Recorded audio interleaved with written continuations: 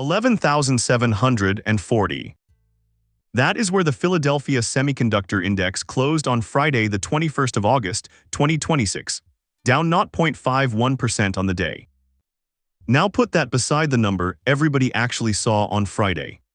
The Dow Jones Industrial Average rose 517 points, almost a full percent, its best session of the week. Same day, same country, same 6.5 hours of trading. So which one of those was the market? Both. And the gap between them is the most interesting thing that happened last week in either of the two markets I want to put in front of you. One is in New York. The other is on the far side of the world in Singapore, and it holds something the American version of this story keeps leaving out. Here is my claim, stated plainly enough that you can break it.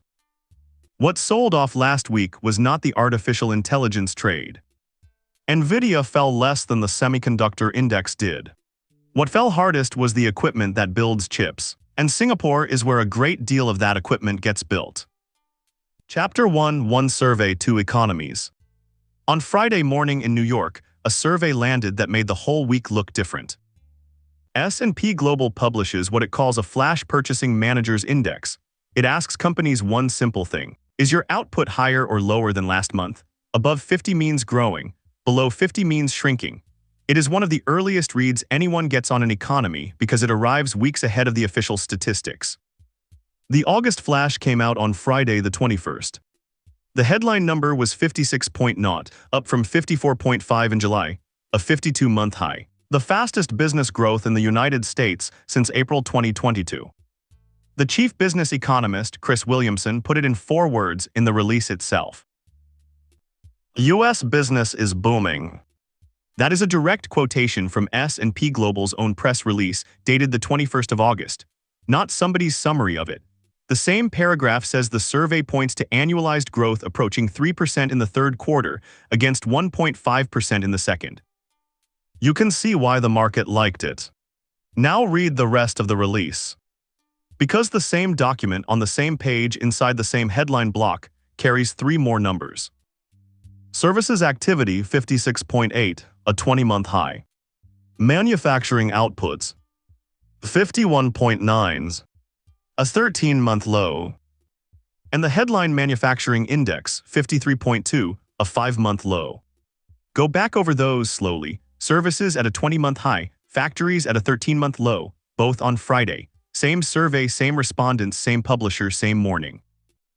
S&P Global's own wording for the manufacturing half is blunt. Quote, goods production showed the smallest monthly rise for 13 months in August. So U.S. business is booming is true. It is also, if you stop reading there, actively misleading. Because the part that is booming is the part that does not make anything. Ask yourself what a semiconductor company actually is. Wafers, lithography, test, packaging, physical goods on a physical line with a supply chain that has to physically show up. Which half of that survey do you think a chip maker belongs to? I want to be careful with the statistic itself because a purchasing manager's index is a diffusion index, not a measure of output. 51.9 still means growth. It means fewer firms reporting an increase than in July. Not factories closing, nobody should read it as a collapse. But the direction is not ambiguous, and the release says so itself. Momentum moved from goods to services between the second quarter and the third. That was Friday morning. Hold on to those 2 numbers, 56.8 and 51.9. The American stock market spent the next 6.5 hours sorting itself into exactly those 2 piles. Chapter 2: How the Tape Split. Here is Friday's close. All 5 numbers first before I say a word about any of them. The Dow Jones Industrial Average, 53,277, up 517.8 points. Plus 0.98%. The S&P 500, 7,674, up 0.44%. The Nasdaq Composite, 26,180, also up 0.44%. The Nasdaq 100, 29,309, up 0.33%. And the Philadelphia Semiconductor Index, 11,740, down 0.51%. 4 green, 1 red. Now look at the order they fall in. The Dow, the oldest, the most industrial, the least technological of the 5, gained 3 times what the Nasdaq 100 gained. The more chips an index held, the less it rose. Until you reach the index that is nothing but chips, and that one did not rise at all. Which is the same ladder as the survey. Services boom, factories slow, and the market sorted itself along precisely that seam. Before you accept that, though, take the obvious rival explanation seriously, because it deserves a hearing. The rival is interest rates. Chips are long-duration assets priced on profits that arrive years out. When the discount rate falls, they should soar. When it rises, they should suffer. If yields fell on Friday, then the rally is a rate story and the chips are just noise inside it. So I went and pulled the United States Treasury's own daily par yield curve, not a chart of it, the file the Treasury publishes. On Thursday the 20th, the 2-year note yielded 4.19%. On Friday, 4.24, up 5 basis points. The 5-year up 4, the 10-year 4.69 to 4.74. Up 5, the 30-year 5.23 to 5.27, up 4. Not one maturity on that curve fell, the 2 shortest bills were unchanged. Everything from 2 months out rose. So the biggest up day of the week for all 3 headline American indices arrived while the price of money went up, not down. If your story is that stocks rallied because rates fell, Friday will not have you. And it makes sense in that direction, doesn't it? A booming economy survey should push yields higher, strong data, faster growth, higher rates, textbook. Which leaves the actual question sitting there still untouched. If the economy is booming, and the market believed it enough to buy the Dow up a full %, then why was the one index made entirely of manufacturers the only one that fell? Chapter 3: The Gradients. 4 sessions, Monday the 17th of August through Friday the 21st. The semiconductor index fell 6.98%. The Dow fell 0.34%. 20 to 1, read that ratio again. 4 days, 1 market, 1 currency, 1 central bank. Nothing macroeconomic does that. A discount rate applies to every future cash flow in the economy at once. A tariff, a war, an inflation print. Those move everything in proportion to what everything has to lose. They do not move one industry 20 times as hard as the average. You feel a macro shock everywhere at once, or it was not a macro shock. So the fall happened inside the chip complex. Fine, which brings up the question that actually matters and that almost nobody asked out loud. Which chips? Here is the answer name by name. Closing prices Monday the 17th against Friday the 21st. Watch where Nvidia lands in it. Intel down 12.97%. KLA down 10.58%. ARM Holdings down 10.36%. Lam Research down 8.68%. Applied Materials down 8.03%. Texas Instruments down 6.56%. AMD down 6.47%. ASML down 6.34%. Broadcom down 6.11%. And Nvidia down 4.57%. Sit with that for a second. Nvidia, the company at the dead center of the artificial intelligence trade, the single most concentrated bet on earth that this build-out continues, fell less than the semiconductor index itself. 2.5 percentage points less. Micron fell 4.44. Taiwan Semiconductor's American shares fell 2.79. Qualcomm fell 0.88. And Marvell, which had a brutal Tuesday of its own, finished the 4 sessions up 1.16%. Now sort that list by what these companies actually do for a living. The 3 big American semiconductor equipment makers, Applied Materials, Lam Research, and KLA, averaged minus 9.1%. Add ASML, the Dutch lithography company, and the 4 of them average minus 8.4%. Intel you should treat separately, and I will be honest about why. Intel carries company-specific problems that long predate last week and have nothing to do with this survey or this route. I am not going to hand you Intel's 13% as clean evidence. It is not clean. Strip Intel out entirely, and the pattern still stands on its own legs. The machines fell roughly twice as far as the largest buyer of what those machines produce. Does that sound to you like a market losing faith in artificial intelligence demand? Because if it were, the demand name would have led the fall. Of the 14 names I just read out, Nvidia came 10th. Chapter 4: The name that fell least. So what does a gradient like that actually mean? 3 explanations are on the table, and they are not compatible with one another. The first is the one you heard everywhere. The artificial intelligence trade is repricing. Too much capital, too fast valuations that require perfection. I do not think last week's tape supports it, not because the thesis is wrong. It may well turn out to be right, but because if that is what happened between Monday and Friday, Nvidia would have led. Nvidia did not lead. It fell 4.57% while the tool makers fell 9%. The second explanation is capital expenditure. Not a doubt about whether accelerators sell, but a doubt about how many new fabrication plants get built and when. Those are two different questions on two different clocks. You can believe every chip Nvidia makes this year sells out, and simultaneously believe the wave of fab construction behind it is sliding to the right. Equipment makers get paid on the second belief, not the first. That fits the gradient, it fits which names fell hardest. The third explanation is the least glamorous, and I cannot rule it out: positioning. These stocks had run. The semiconductor index closed on the 3rd of August at 11,430. By Monday the 17th it stood at 12,621, a 10.4% climb in 2 weeks. Then it gave back 7% in 4 days and finished the week still above where it began the months. Which is not a market discovering a new fact about the world. It is a crowded trade unwinding. Here is what I want you to notice about those three, only one of them. The first is the story that traveled, and it is the one the price action fits worst. I cannot adjudicate between the second and the third from 4 days of closing prices. Neither can anybody else. If somebody tells you they can, ask to see the working. What I can tell you is which of them is testable and where you would go to test it. The capital expenditure story has a supply chain. Those machines carry thousands of precision components, and the companies that make them are listed. And not all of them are listed in the United States. Some are listed 12 hours ahead of New York, in a market whose headline index barely twitched all week. Chapter 5: Singapore builds the machines.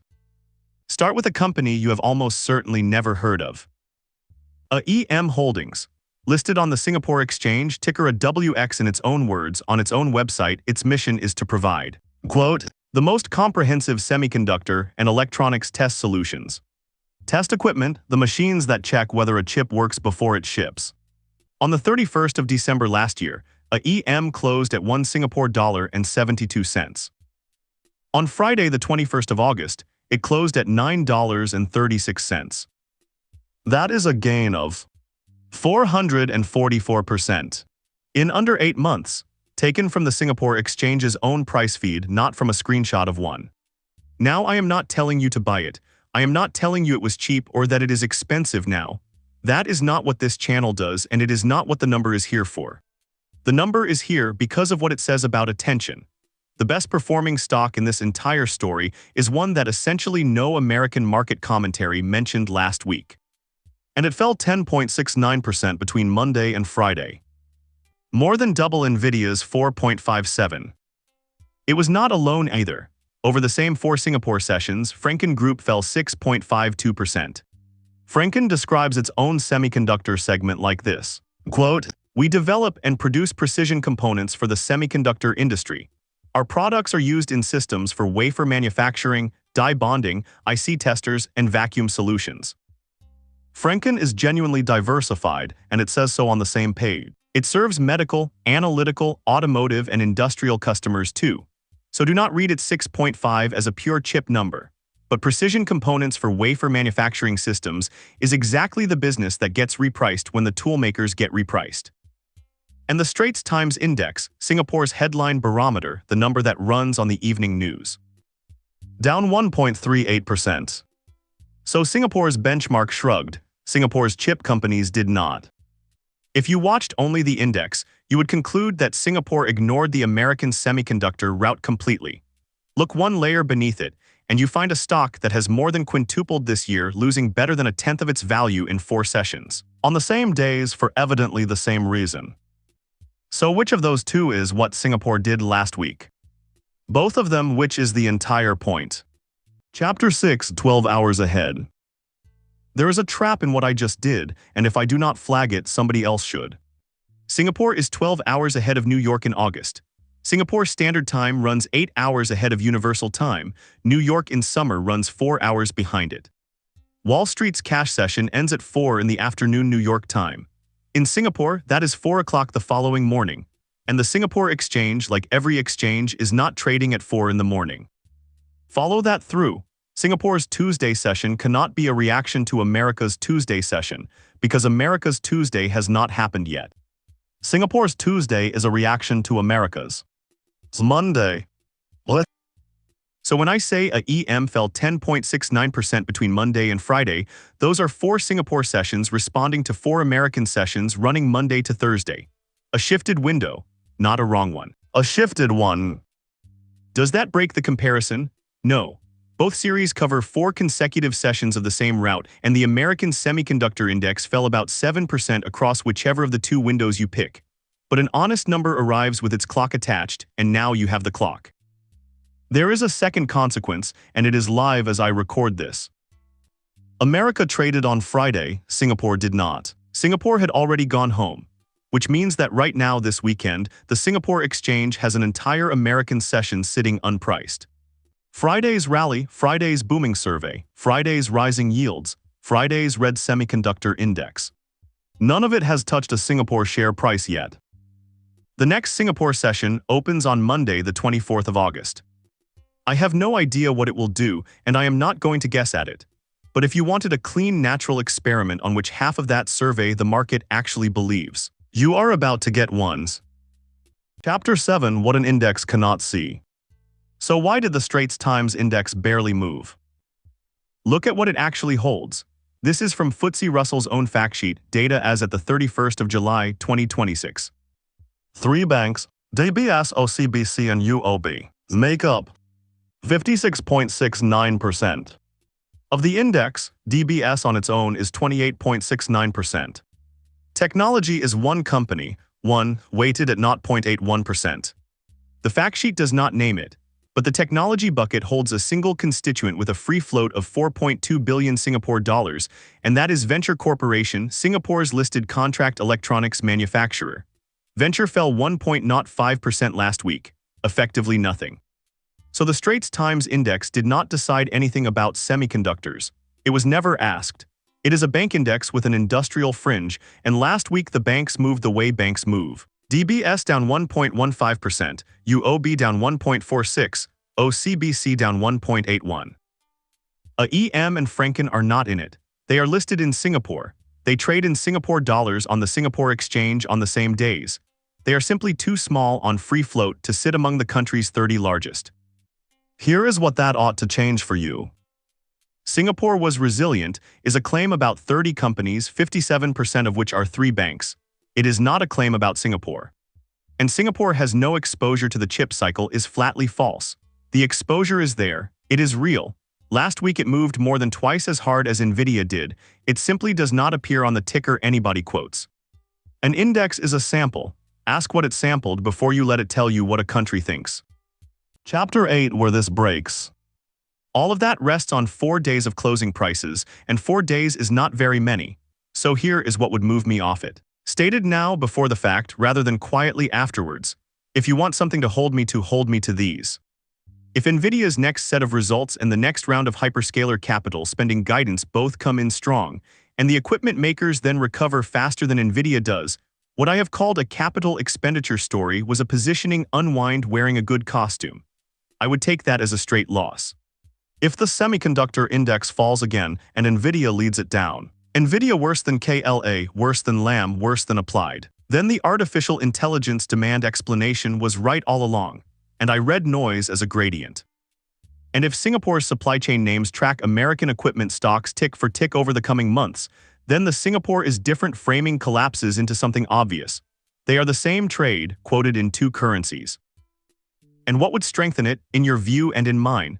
A spread between the tool makers and the chip designers that widens and holds past the next earnings cycle. And Singapore's semiconductor names continuing to move with the machines rather than with the index they are not in.